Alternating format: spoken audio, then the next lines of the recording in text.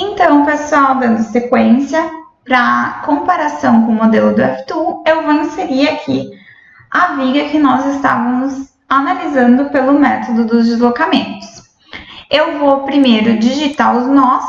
Os nós são ponto A, que para mim vai ser 0, 0, ponto B, que será o ponto com coordenada 4, certo? E o ponto C, que será com coordenada 6. A princípio, eu teria só esses 3 pontos. Entretanto, como eu preciso colocar uma carga entre os pontos A e B, eu vou criar ainda o ponto com coordenada 2 para conseguir colocar como referência para a carga. Então, criei todos os pontos, vou criar as linhas, vou criar, na verdade, uma linha única, tá? Não preciso necessariamente dividir em partes. Dando um ESC, vou iniciar a colocação dos parâmetros, que aqui vão ser super importantes se eu quiser comparar com os meus deslocamentos obtidos. Então, este primeiro parâmetro é relacionado ao material. Então, eu vou criar aqui um material ou um nome para ele. No meu caso é concreto. Eu posso usar como base o concreto que já existe, mas na verdade eu preciso colocar bem certinho o valor que foi utilizado, que foi então 3 vezes 10 na 7 kN por metro quadrado. Se vocês observarem aqui, a unidade não está igual. Eu posso colocar o valor correto com unidade diferente, ou se eu quiser alterar a unidade, eu venho em Options e aqui vai abrir uma janela e onde eu tenho aqui o parâmetro de elasticidade, eu posso encontrar outra unidade. Só talvez aqui, ó, quilonewton por metro quadrado. Já posso cuidar para ver se o número está no formato que eu quero.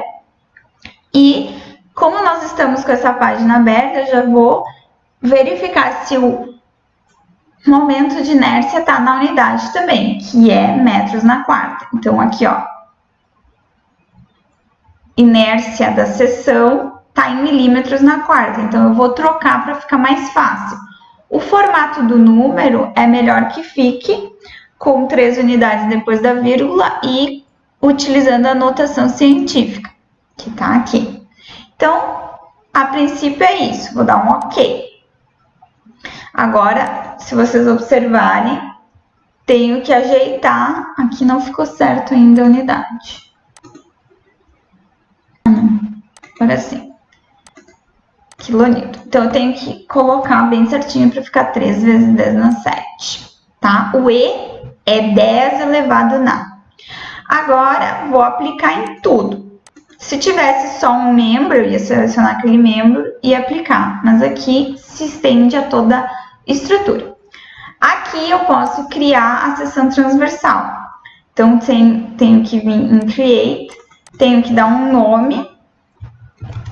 O nome é qualquer, tá? E se eu tiver os dados certinhos da seção, eu posso, de fato, criar uma seção com a dimensão que eu conheço.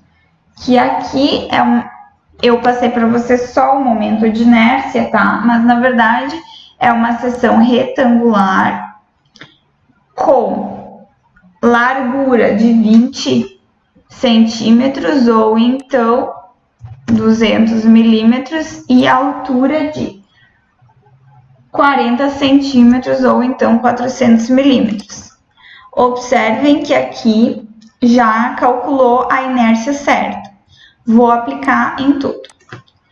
Só uma pequena observação. Se eu não tivesse, tá, os dados, eu ia vir aqui em Integral Properties, ia colocar o valor certinho aqui para o momento de inércia.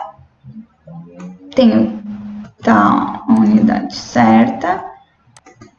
Cuidar que aqui tem que trocar o sinal para ficar negativo. Os demais parâmetros, eu tenho que colocar algum valor, tá? Porque senão não existe, por exemplo, uma seção com área nula. Este é um outro parâmetro relacionado com o esforço. Este é um e a gente tem ainda outros parâmetros, mas não faz sentido ter um valor nulo. Então, eu tenho que criar valores. Cuidar para que não sejam valores tão pequenos para que não fiquem próximos de zero, tá? Então, eu vou criar medidas quaisquer aí, para a gente ter como referência, tá? Mas não pode ser um valor nulo, tá?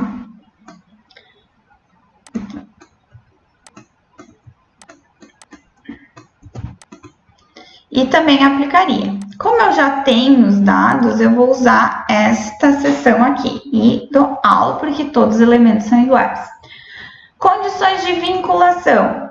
No ponto A, a gente tem o engaste. Então, todos os pontos restritos. O engaste, se eu selecionar esse ponto A e aplicar, vocês vão ver que ele ficou em uma posição estranha. Na verdade, eu posso vir aqui e rotacionar ele.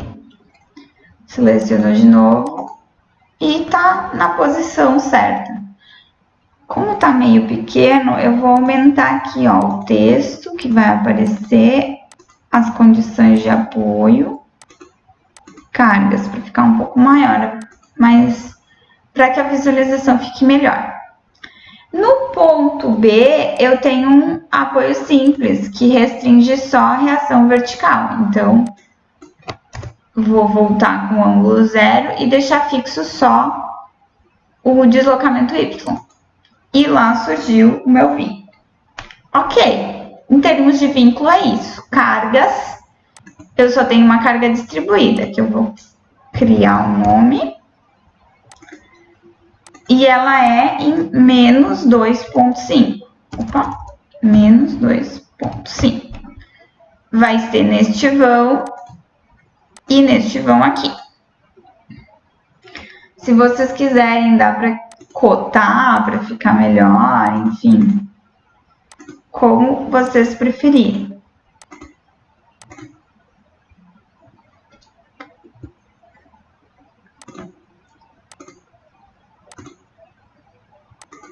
Tá aí o nosso modelinho. Mesmo que eu queira já ver os resultados, né, ele vai me pedir para salvar. Então, eu já vou salvar aqui.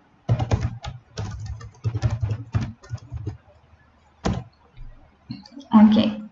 Então, diagrama de esforço axial, zerado. Diagrama de esforço cortante.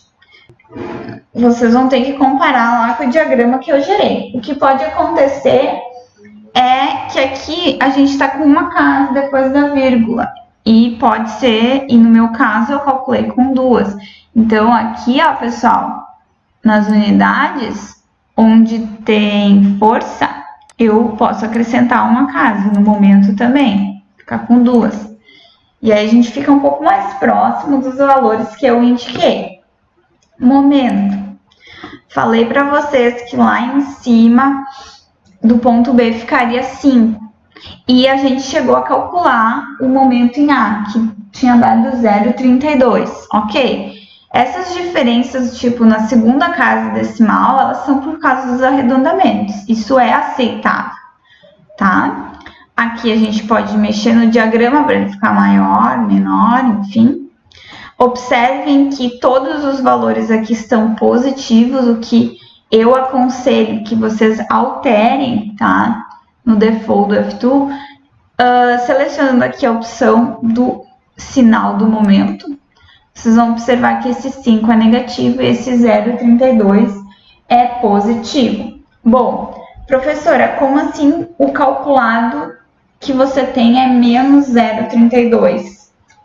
Então, pessoal, lembrando que o sinal que eu considero quando eu estou calculando as reações e quando eu vou fazer o diagrama não tem o mesmo significado, tá?